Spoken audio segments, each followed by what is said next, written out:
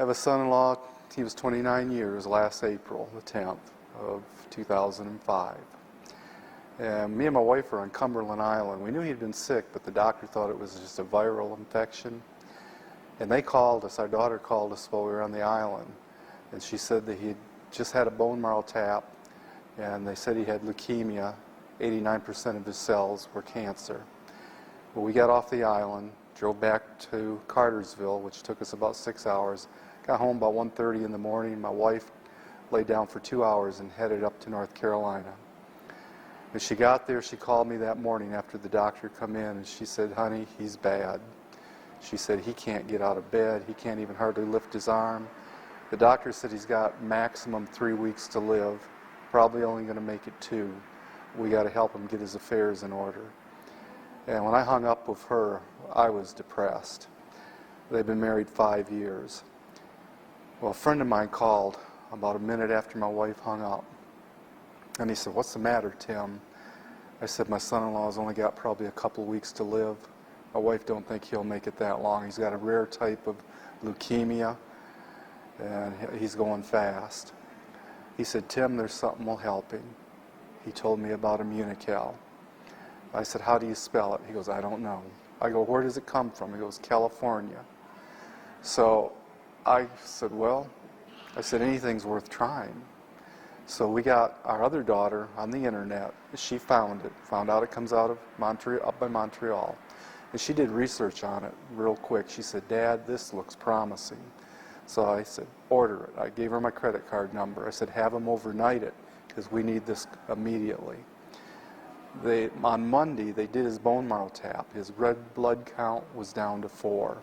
The doctor said, "I've never personally known anyone that's recovered when it's got that low."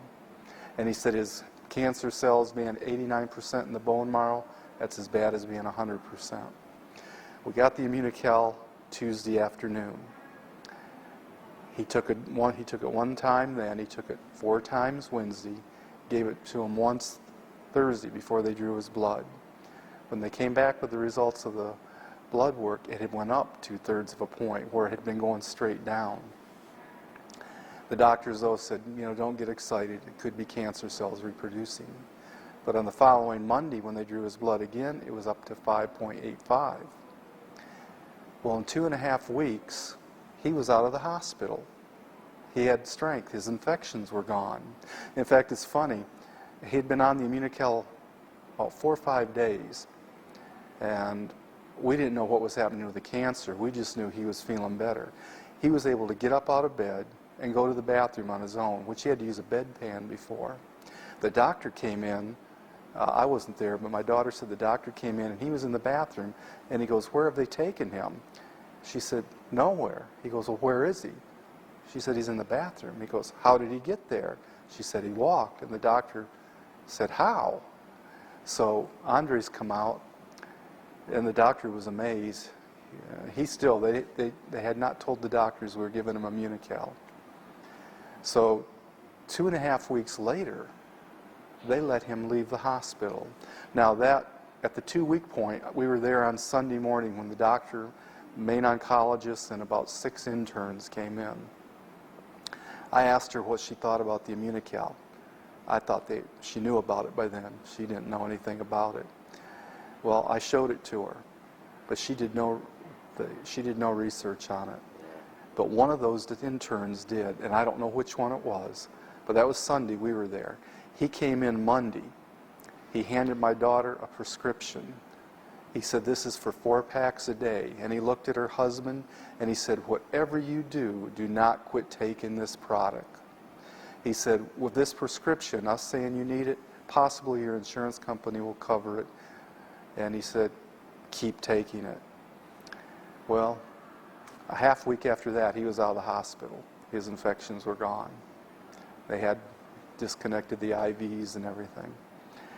5 weeks after he started on the Immunocal, they did another bone marrow tap. Now, I didn't go up for it, but my wife did.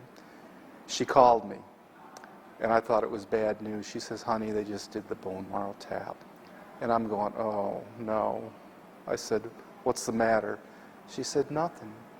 He's cancer-free. They can't find any cancer in him." And I said, You serious? She goes, yes. They told him he can go back to work. You know, they wanted to start chemo on him immediately. He told them no. He said, if the cancer reoccurs, I'll consider it. But he said, if the cancer's gone, why should I have chemo?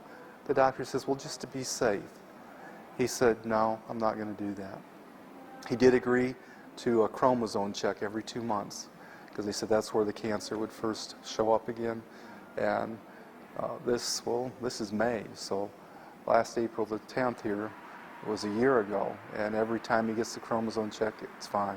And he has more energy. I just thought our son-in-law was real laid back, but evidently he's had this coming on, because he's got energy like a normal 29-year-old now. I mean, he gets up and does things. He used to come home from work, sit down, and he'd go to sleep, or he'd eat supper and go to bed.